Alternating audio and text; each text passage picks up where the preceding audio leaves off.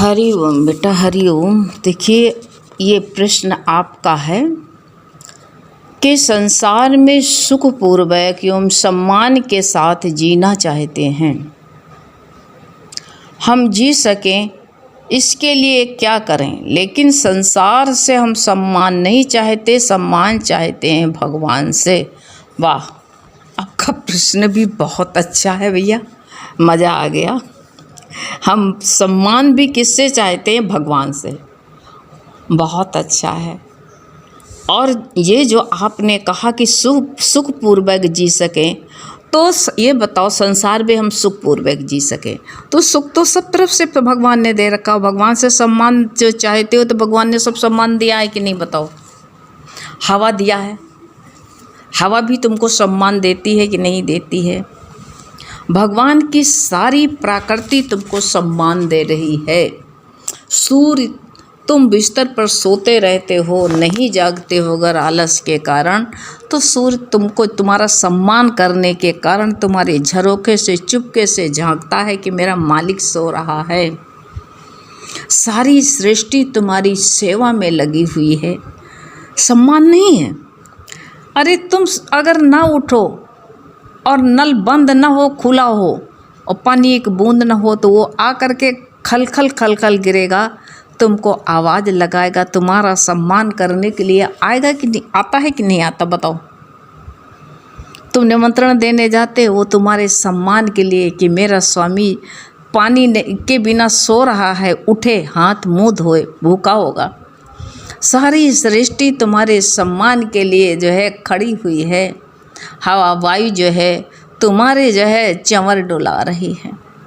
चाहे पंखा से ले रहे हो तभी भी वायु है, एसी से ले रहे हो तभी भी वायु ही है। सब वायु तुम्हारी वायु ही है।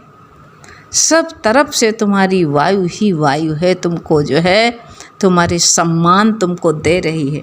कभी धरती ने मना किया कि मेरे पर पैर नहीं रखना? वो भी तुम्हारा सम्मान करती, चुपके से। तुम चाहे कूद के चलो, चाहे धीमे से चलो, वो भी तुमको सम्मान दे रही है। सारी सृष्टि तुम्हारे सम्मान में है।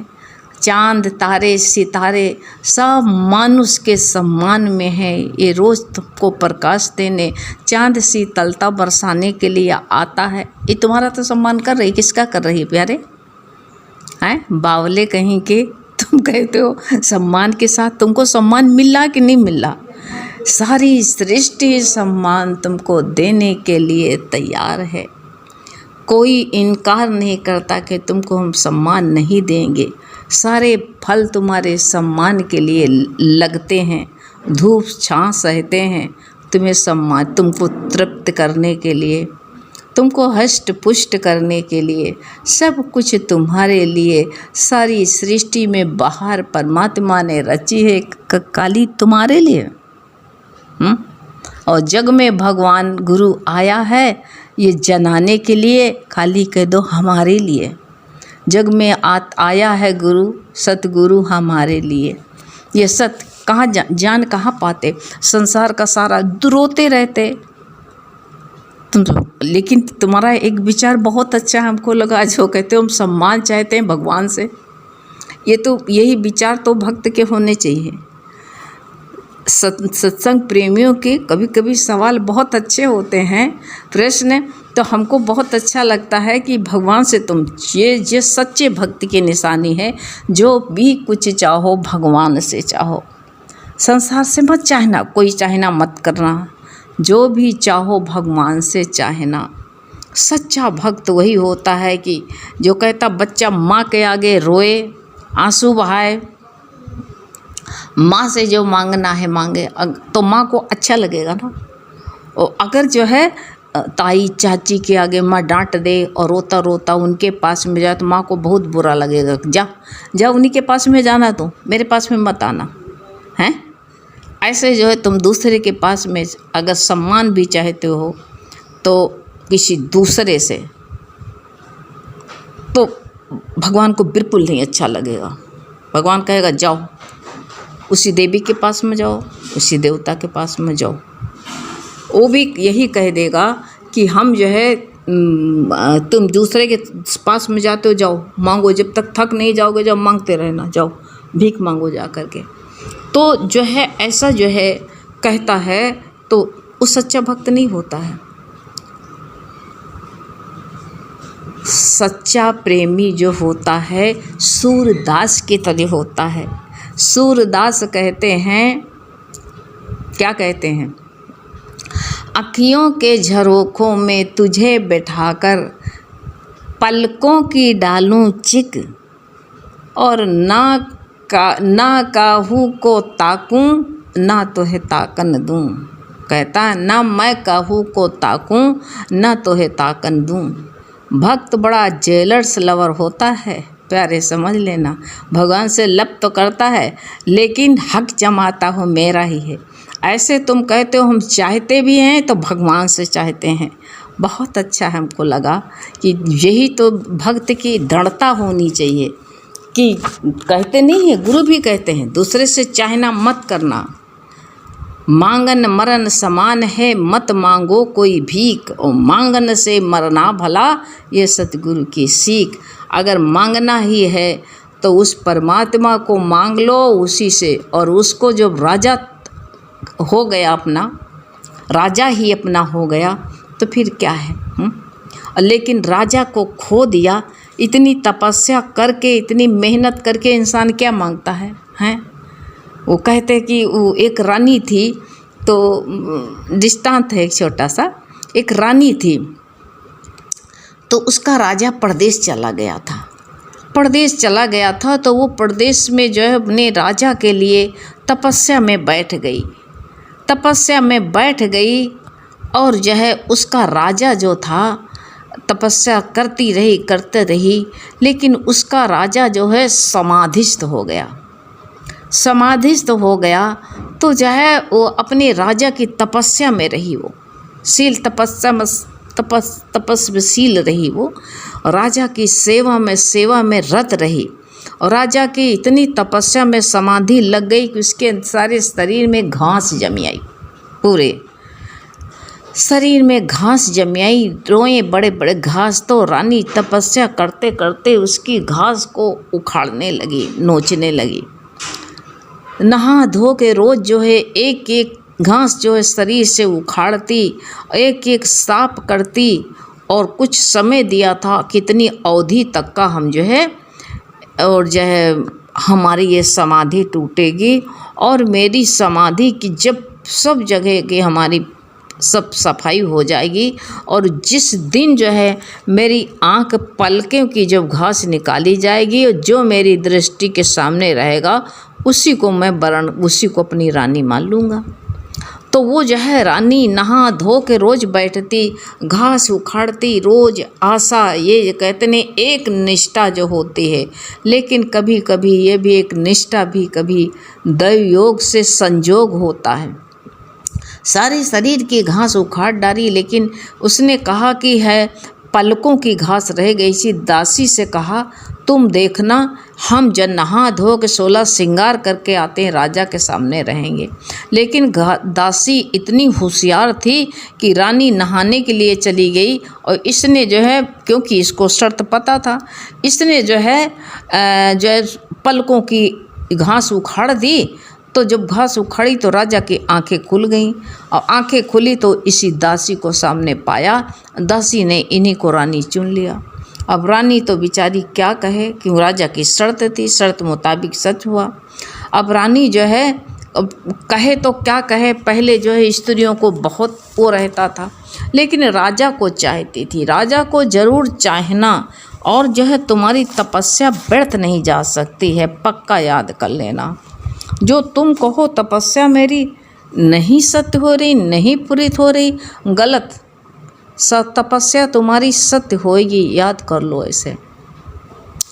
तो वो रानी जो थी, रानी जो है रोज़ एक गुड़िया बनाया, और गुड़िया बनाया तो रोज़ जब राजा को, रानी वो दासी रहने लगी रानी बन के, लेकिन रोज़ वो गुड़िया से कहे सुन गुड्डी, एक राजा था, एक रानी थी। राजा जो है समाधिस्थ हो गया गुड्डी देख, इसके राजा के अंदर घास जम गई।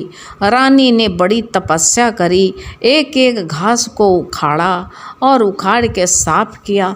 लेकिन जब रानी नहाने चली गई, दासी बहुत होशियार थी और जो है वो नहा धो कर के पलकों की घास उखाड़ दी, तो राजा ने उसको, दासी को रानी मान लिया और रोज़ ऐसे गुड्डी से रोज़ कहे।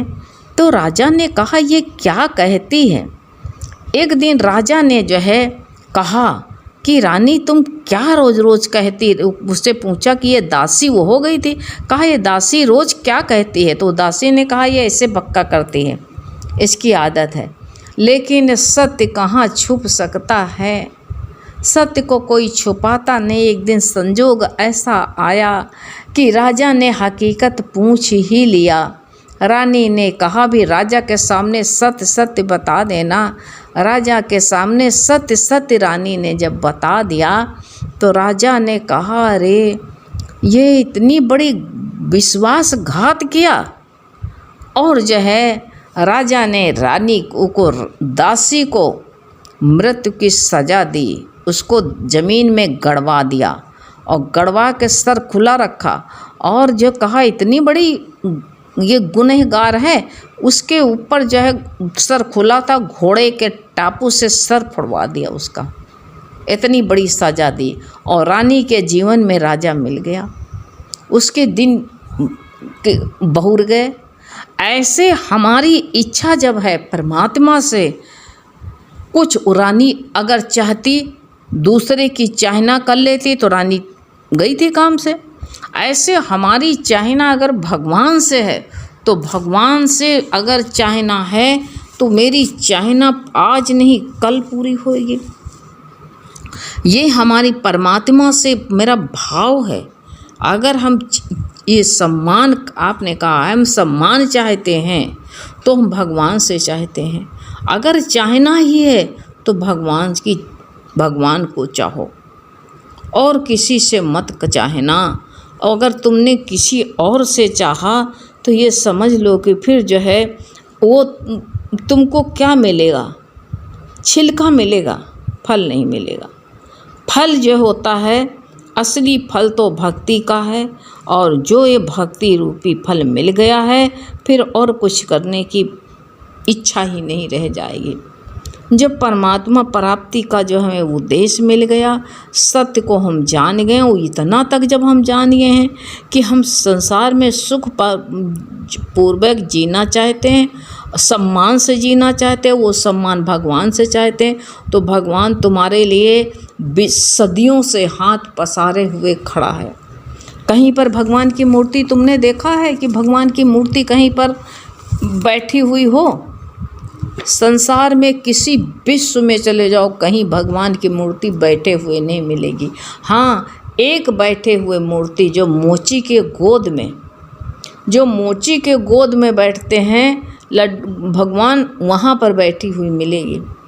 नहीं तो वो मोची जो किस लिए बैठी थी कि भाई संसार में ऊंचा नीचा बहुत होता है, ऊंचाई नीचाई संसार के अंदर भरी पड़ी है। सब कोई भगवान के दर्शन करने के लिए जाता था, तो मोची के मन में भी आया कि हम भी भगवान के दर्शन करेंगे।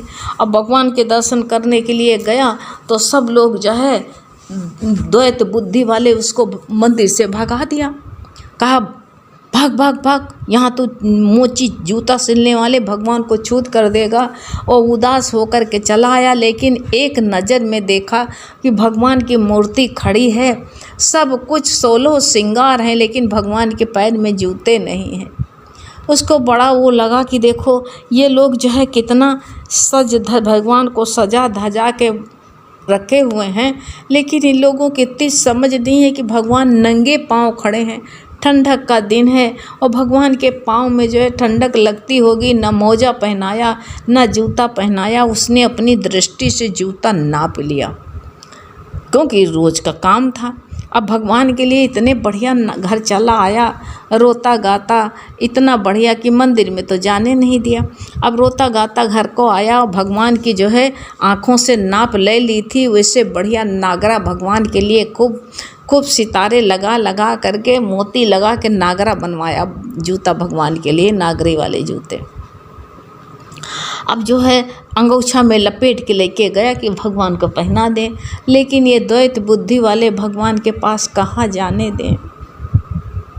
ये तो भाषा ही नहीं समझते हैं ना, कि जो है प्रेमी की भाषा कौन जाने। मीरा भी कहती है, दर्द के मारे बन बन डोलूं, मीरा डोलती है, दर्द न जाने कोई, और दर्द हमारी जब जइहें, जब सांवरिया ही वैद हो, मेरा की दर्द कम मिटेगी। ऐसे जो है भक्त की दर्द, जिसलिए दर्द बढ़ी है, जिससे दर्द पैदा हुई है, उसी से दवा मिलती है उसको, ये सोच लो। तो वो जो है भगा दिया उसको, कहा जो जूता ले जा रहा था तो कहा भाग भाग मंदिर से, निकल निकल, छूत कहीं का, छूत कहीं का। मंदिर के पीछे बैठ गया, जा कर के बैठा रहा सारा दिन बैठा रहा। रात हो गई, कहा हम भगवान को जूता कोई पहनाने नहीं देता है, रोता रहा, रात भर बैठा रहा। जब रात का 12 बजे तो भगवान, वह मूर्ति जो खड़ी थी, भगवान साकार रूप बना के आते हैं, कहते बाबा की गोद में बैठ गए। वहीं पर भगवान बैठे हैं, सोचो आज भी बैठे हैं। कहा बाबा जूता पहना दो ना। अब जो है वो तो इतना खुश हुआ कि भगवान को जूता पहना करके उसी में भगवत भाव में मिल गया। आज भी उस मोची की फोटो मूर्ति और भगवान की मूर्ति उठे ही नहीं, आज वहाँ पर भगवान बैठे मिलते हैं। और सारे संसार में भगवान की जो है ना मूर्ति, जो पत्थर की भी बनाई जाती है, वो भी खड़ी ही रहती है। हमारे स्वागत के लिए मूर्ति खड़ी रहती है कि आओ तो तुम आओ मेरी तरफ बढ़ो तो हम तुम्हारा आलिंगन करें, गोद में तुमको ले लें, हम बढ़ें तो इसलिए जब हम सम्मान चाहते हैं भगवान से, भगवान की तरफ बढ़ें, तो भगवान सब कुछ देने के लिए तैनात है। ऐसा भाव तुम्हारा बहुत अच्छा लगा बेटा। हैं हरि ओम।